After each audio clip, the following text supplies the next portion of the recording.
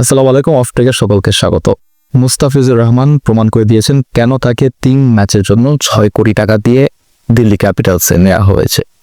যদিও মুস্তাফিজের দল বাদ হয়ে গিয়েছে, তারা প্লে অফের রেস থেকে ছিটকে গেছে, তারা প্লে অফে যেতে পারেনি, তবুও মুস্তাফিজুর রহমান পুরো দিল্লিবাসী, পুরো ভারতবাসী, পুরো আইপিএল সমর্থকদের মন জিতে ফেলেছে। সে সাথে বাংলাদেশ সমর্থক তো ফ্রি।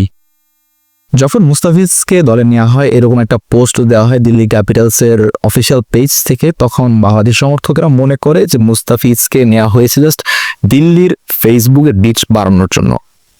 তবে এটা সম্পূর্ণ ভুল একটি ব্যাখ্যা। মুস্তাফিজকে অ্যাকচুয়ালি নেওয়া হয়েছিল একাদশের জন্য। মুস্তাফিজের কাটা, মুস্তাফিজের স্লোয়ার সব কিছুতেই দিল্লি খেলানোয় অভ্যস্ত। দিল্লিতে আগে মুস্তাফিজ খেলেছে, এটা হচ্ছে মুস্তাফিজের তৃতীয় দফা দিল্লিতে খেলা, দ্বিতীয়বারের মতো।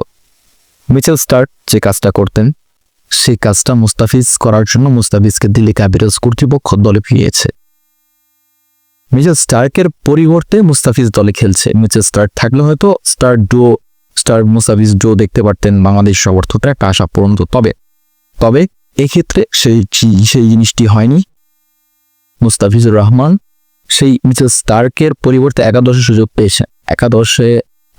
পেয়েছেন বলতে মুস্তাফিজুর রহমান দিল্লিতে ডাক পেয়েছিলেন জ্যাক ফ্রেসার ম্যাকগার্কের পরিবর্তে, এবং পরবর্তীতে জানা যায় মিচেল স্টার্ক অস্ট্রেলিয়া চলে যান, তিনি আর আইপিএল ফিরবেন না এই সিজনে।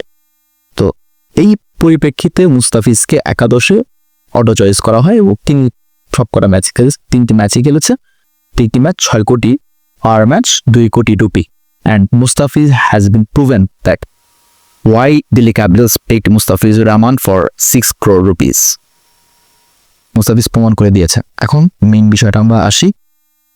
মুস্তাফিজুর রহমান এর অভাবটা বাংলাদেশ দল হারে হারে টের পেয়েছে আরব আমিরাতের সিরিজের বিপক্ষে। মুস্তাফিজুর রহমান আরব আমিরাতের বিপক্ষে প্রথম টি20 খেলে আইপিএল এর জন্য খেলতে আসে, এবং 24 ঘন্টা না হতেই কিন্তু আইপিএল খেলতে নামে দিল্লি ক্যাপিটালসের হয়ে, এবং সেখানে ভালো পারফর্ম করে। 4 ওভার বল করে খুব সম্ভবত, আমার যদি ভুল না হয় তাহলে 19-21 রান দিয়েছে, এরকম একটা উইকেট শূন্য ছিল। যাই হোক, হোয়াটএভার, সেই প্রথম ম্যাচটা বাংলাদেশ জয়লাভ করেছিল, এবং ডেথ ওভারে মুস্তাফিজ যা করে দেখিয়েছে, পরবর্তী 2 ম্যাচ বাংলাদেশকে প্রচুর পরিমাণ ধুইয়েছে মুস্তাফিজের অভাব। হ্যাঁ, মুস্তাফিজকে টেস্টে বিবেচনায় নাই রাখতে পারেন স্বাভাবিক, তবে ওয়ানডে এবং টি20তে must be Mustafizur Rahman auto choice for last 5 years. কারণ আপনার এরকম কোনো বোলার এখন পর্যন্ত বাংলাদেশে হয়নি, তাসকিন এবং মুস্তাফিজের পর এরকম কোনো বোলার বাংলাদেশে হয়নি যারা হচ্ছে ডেথ ওভারটা কাজে লাগাতে পারবে, যারা ডেথ ওভারে বল করে প্রতিপক্ষকে আটকাতে পারবে। আপনি দেখেন ডেথ ওভারে 16 থেকে 20 পর্যন্ত 4টি ওভার, সে 4টি ওভারে 2টি ওভার তাসকিনের, 2টি ওভার মুস্তাফিজের জন্য রাখা উচিত, এবং বাকি যেই পেসাররা আছে তাদেরকে প্রথমে ওভার শেষ করে ফেলা উচিত, কারণ তারা কখনোই ডেথ ওভারের জন্য কার্যকরী না। আপনি মুস্তাফিজকে দিয়ে পাওয়ার প্লেতে 1 ওভার করান, 10 ওভারের মধ্যে আরেক ওভার করান, 10 ওভারের মধ্যে 2 ওভার কমপ্লিট করে ফেলে। তাসকিনকেও সে পাওয়ার প্লেতে 1 ওভার করান, পাওয়ার প্লের পর আরেক ওভার করান, 10 ওভারের মধ্যে 2 ওভার কমপ্লিট। এরপর 16 থেকে 20 ওভার পর 16 ওভারে মুস্তাফিজ, 17 ওভারে তাসকিন, 18 ওভারে মুস্তাফিজ, 19-20 ওভারে তাসকিন, এরকম ভাবে আপনি বোলিং করাতে পারেন। তবে তানজিম হাসান সাকিব, শরীফুল ইসলাম,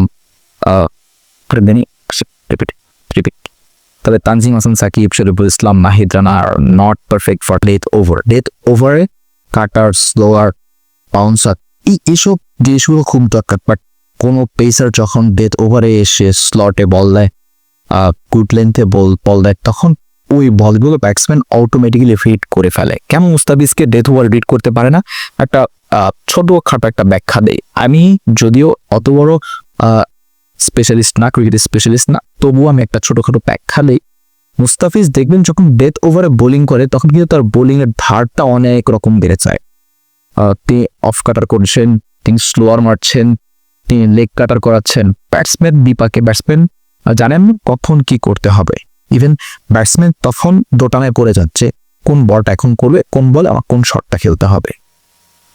So that's when Mustafiz has been proven that why Delhi Capitals picked him for 6 crore rupees IPL for last 3 matches. প্রতিটা ম্যাচের দাম 2 কোটি রুপি, 3টা ম্যাচ 6 কোটি রুপি, তাহলে হিসাব করে মুস্তাফিজুর রহমান প্রতি বলে কয় লাখ রুপি করে নিচ্ছে। মুস্তাফিজ যদি নিজের প্রতি আর একটু সিরিয়াস হয় তাহলে হয়তো আজকে এই সিজনটায় রেস্ট যে করা ম্যাচ ছিল 3 ম্যাচের জন্য 6 কোটি রুপি দিয়ে দিল্লি নিয়েছে। মুস্তাফিজ যদি এই ধারাবাহিকতা জাতীয় দলে বজায় থাকে, সামনের আইপিএল আস্তে আস্তে যদি বজায় থাকে, আইপিএল এর মেগা অকশন পর্যন্ত যদি বজায় থাকে এইটা, তাহলে হয়তো মুস্তাফিজকে আমরা ভবিষ্যতে 7 কোটি 8 কোটি রুপিতে আইপিএল এর কোনো দলে দেখতে পারবো। আদারওয়াইজ মুস্তাফিজ যদি একটু খেয়ালি করে নিজের প্রতি যে না I am the biggest one, so এটা মুস্তাফিজের একেবারে একটা ব্যাড লাক হতে যাচ্ছে। মুস্তাফিজের দল বাদ পড়ে গেছে, মুস্তাফিজরা সান্ত্বনামূলক ম্যাচ খেলছে। তবে শুভকামনা রইল সাকিব আল হাসান, মেহেদী হাসান মিরাজ এবং রিশাদ হোসেনের লাহোর কালান্দার্সের জন্য। লাহোর কালান্দার্স ফাইনালে খেলবে কোয়েটা গ্ল্যাডিয়েটর্সের বিপক্ষে। So let's cheers for Lahore.